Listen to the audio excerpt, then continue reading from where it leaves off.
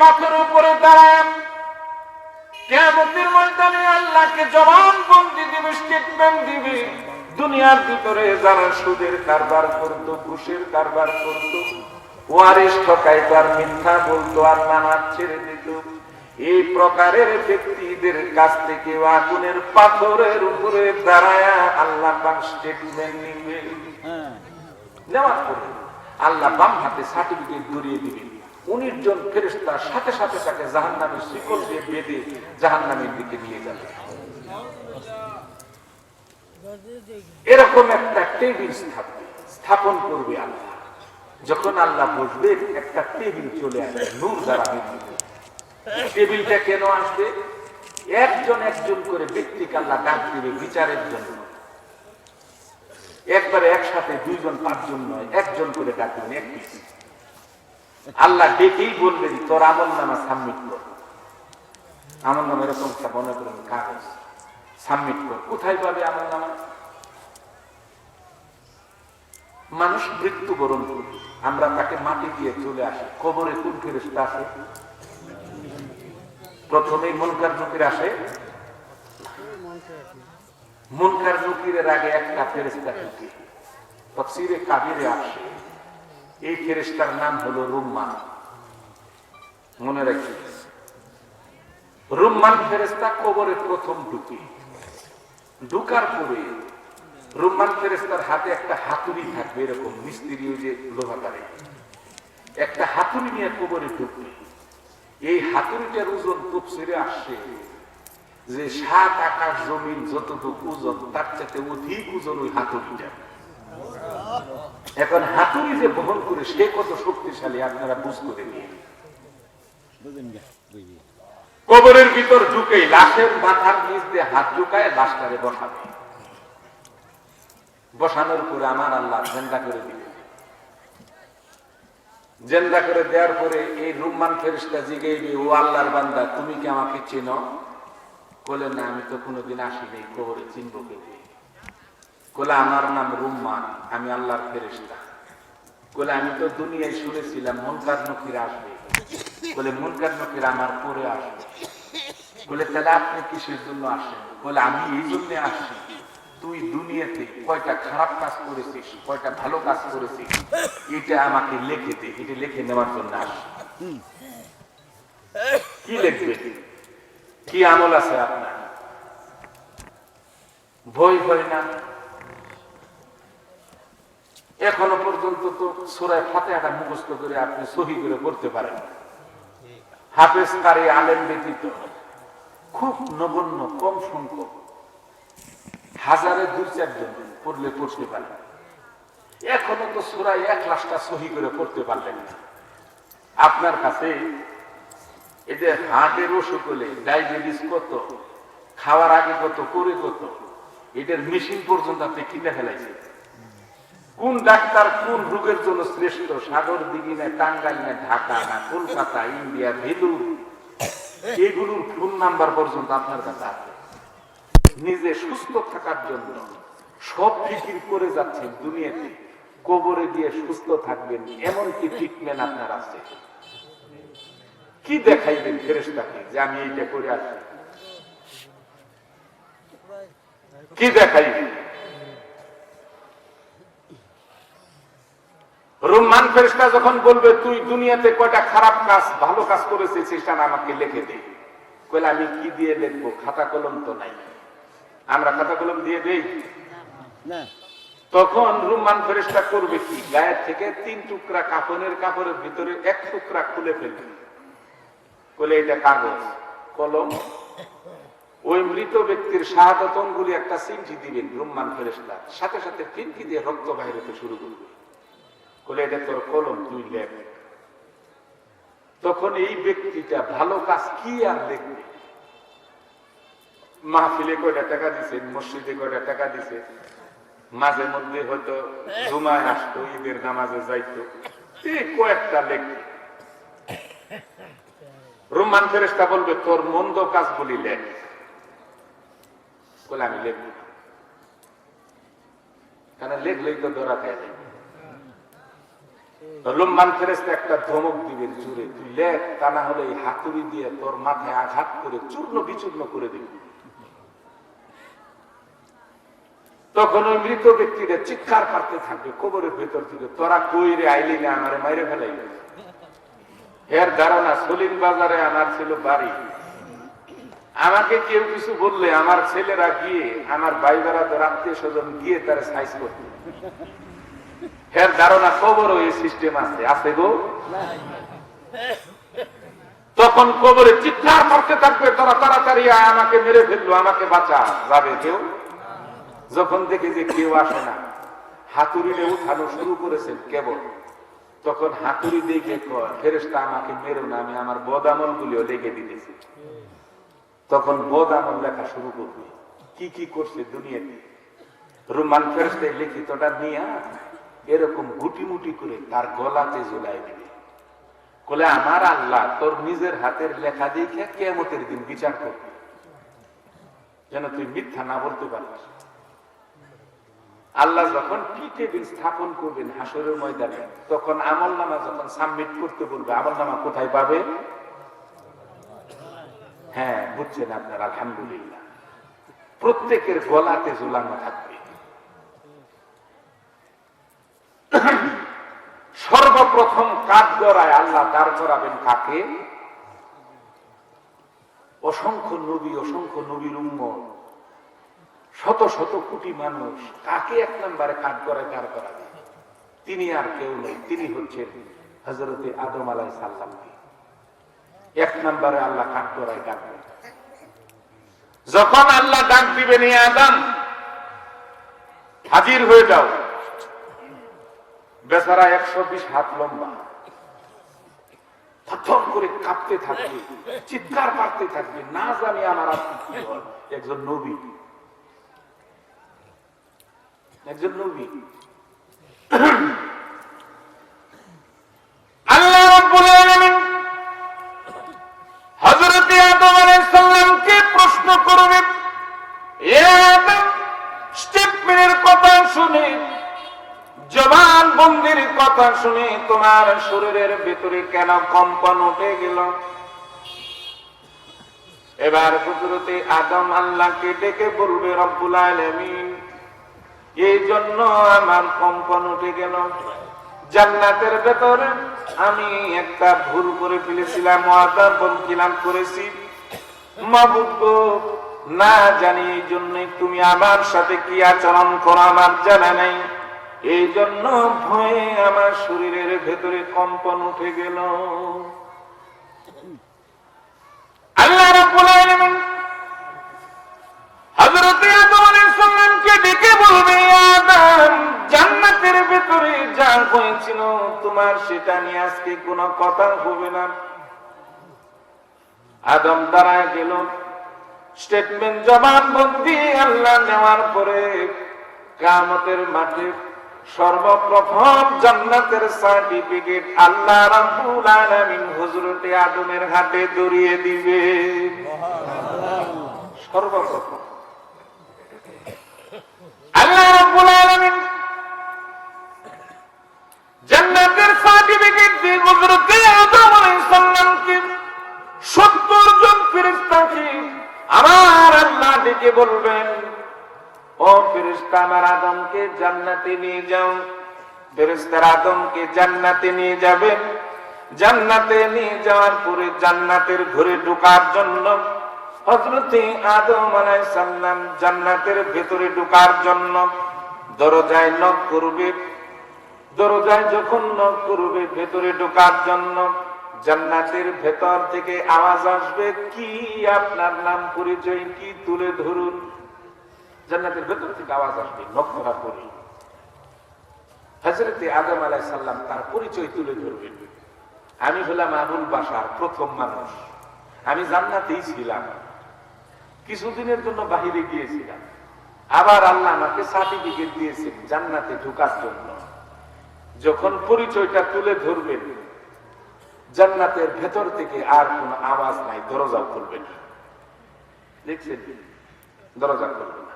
আদম আলাইহিস সালাম ছোট করতেই থাকবে, কিন্তু আর আওয়াজ নেই। হযরতে আদম আলাইহিস সালাম জান্নাতের এই দরজা থেকে আরেক দরজায় যাবেন, গিয়ে যখন নক করবেন ভেতর থেকে আওয়াজ আসবে, আপনার নাম পরিচয় তুলে ধরবে। যখনই নাম পরিচয় তুলে ধরবে আর কোন আওয়াজ নাই, দরজা খুলবে না।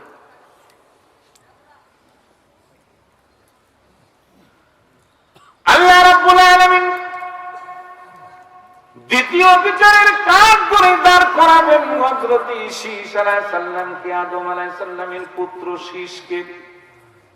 তৃতীয় বিচারের কাঠ গড়ায় দাঁড় করাবেন হযরত নূহ আলাইহিস সালামকে।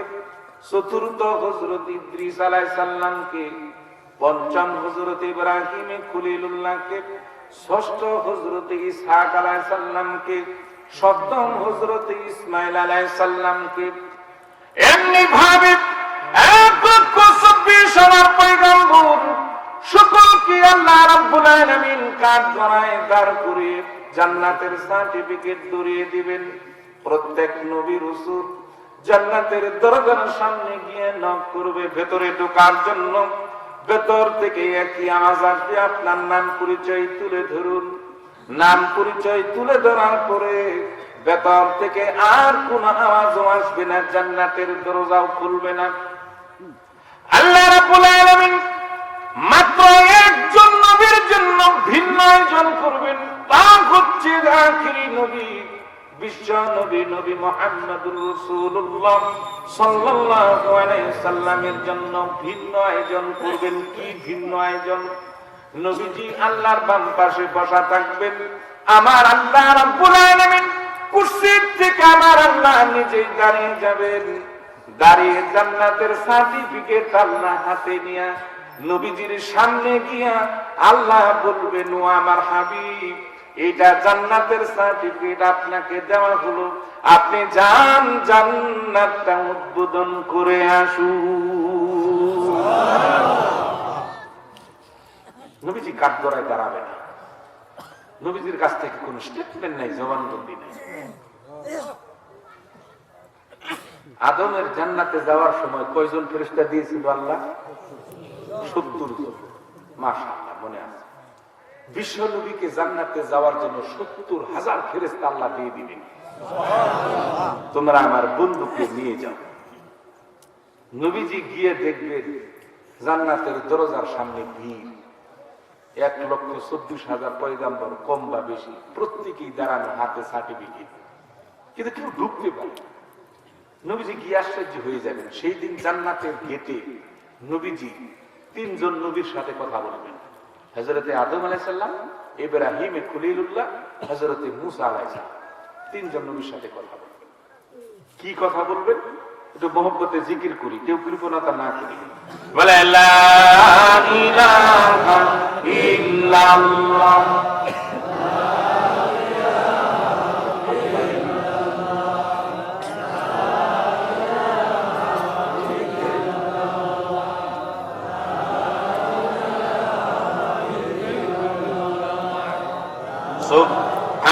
সুবহানাল্লাহ, আলহামদুলিল্লাহ, লা ইলাহা ইল্লাল্লাহ, সুবহানাল্লাহ, আলহামদুলিল্লাহ, লা ইলাহা ইল্লাল্লাহ, লা ইলাহা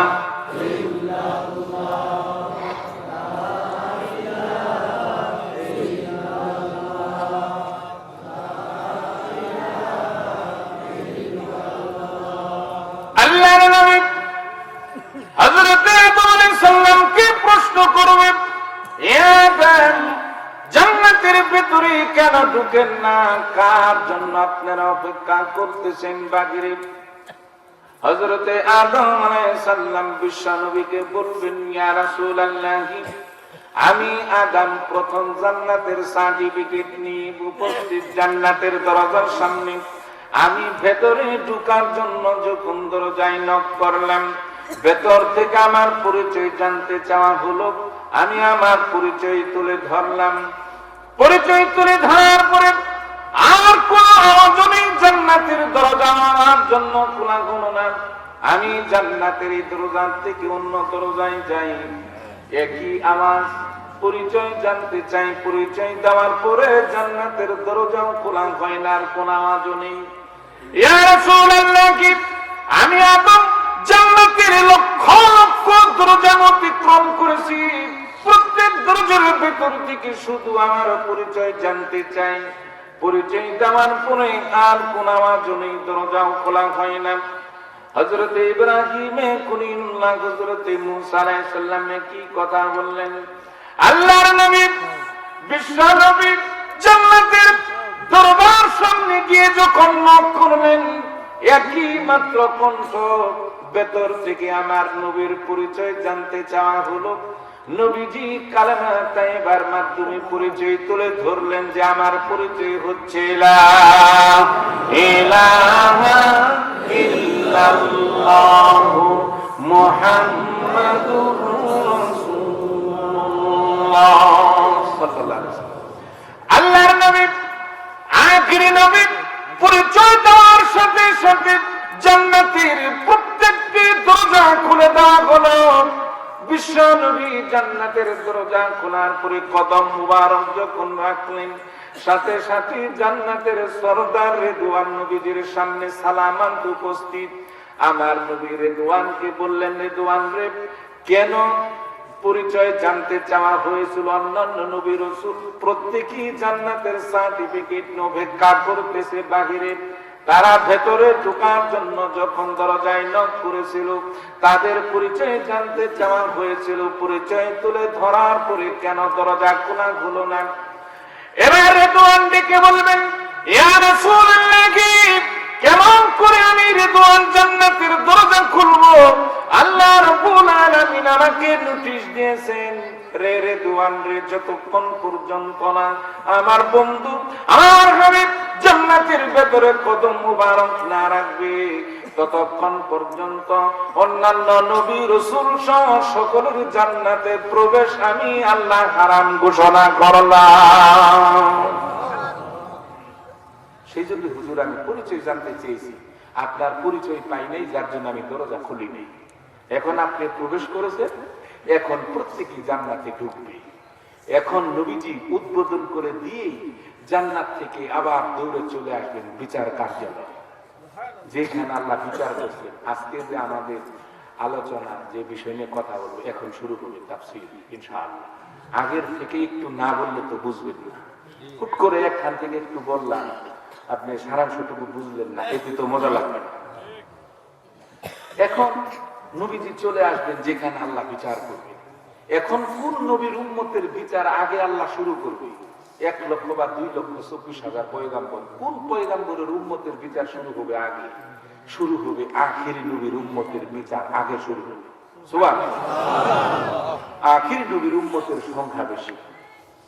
আখিরি নবীর উম্মতের ভিতরে 1 নম্বরে আল্লাহ কাঠগড়ায় দাঁড় করাবেন হযরতে আবু বকর সিদ্দিক রাদিয়াল্লাহু তাআলা কে ডাক দিবেন।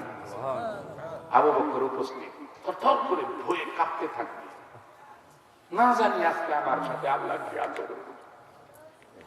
হযরতে আবু বকর সিদ্দিকের দিকে আল্লাহ তাকায়, আল্লাহ বলবেন, হে আবু বকর, আজকের দিনে তোমার কোনো চিন্তা নাই, কোনো ভয় নাই। সুবহানাল্লাহ। আল্লাহ যদি কই চিন্তা নাই, ভয় নাই, আর কোনো চিন্তা ভাবনা আছে? আল্লাহ বলবেন, হে আবু বকর, তুমি আমার বন্ধুর বন্ধু, আমি আল্লাহরও তুমি বন্ধু। তোমার অগণিত ধন দৌলত সব তুমি দান করে দিয়েছিলে ইসলামের জন্য। আপনাদের কাছে যদি 5,000 টাকা এখন চাওয়া হয়, এখনই দূর শুরু করবে, বলে বাসায় খালি ঘরাই খাইছি যাই।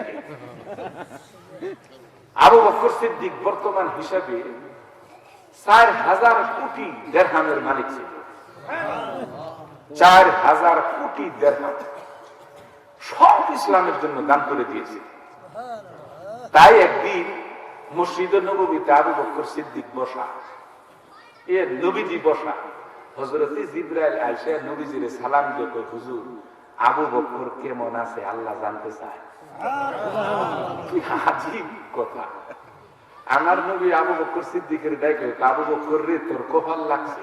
বলে হুজুর কি হয়েছে? বলে আল্লাহ নিজে জানতে চাইছে তুই কেমন আছিস। আবু বকর সিদ্দিক কয়, ইয়া রাসূলুল্লাহ, আমি কেমন আছি আল্লাহ জানে না। আমার নবী কয়, আবু বকর রে অবশ্যই আমার আল্লাহ জানে, তবুও তোর মুখ থেকে শুনতে চাই তুই কেমন আছিস। যখন আবু বকর সিদ্দিক পথের ভিখারী তখন জানতে চাইছে। আবু বকর সিদ্দিক কয়, ইয়া রাসূলুল্লাহ, আপনি আল্লাহরে জানাই দিবেন যখন আমার টাকা পয়সা ছিল তখন থেকে এখন আমি হাজার হাজার কোটি কোটি গুণে শুকরগুজার করে আল্লাহ আমাকে ভালো রাখছে। তার কারণ হলো যখন সম্পদ ছিল তখন তো আল্লাহ আমার সম্পর্কে জানতে চায় নাই, এখন জানতে চাইছে, এখন আলহামদুলিল্লাহ আমি ভালো আছি। হে আবু বকর যখন দাঁড়ায় যাবে কাঠ গড়ায়, আল্লাহ বলবেন, হে আবু বকর, আজকের দিনে তোমার কোনো জবানবন্দি নাই, কোনো স্টেটমেন্ট নেই। নবী রাসূলদের কাছ থেকে আল্লাহ স্টেটমেন্ট নিবে, কিন্তু আবু বকরের কাছ থেকে নিবে না। জান্নাতের সার্টিফিকেট আখিরি নবীর উম্মতের ভিতরে প্রথম আবু বকর জান্নাতের সার্টিফিকেট পাবে, দিয়ে দিবে তুমি আমার জান্নাতে চলে যাও। দ্বিতীয় একজন মহিলাকে আল্লাহ ডাকবে,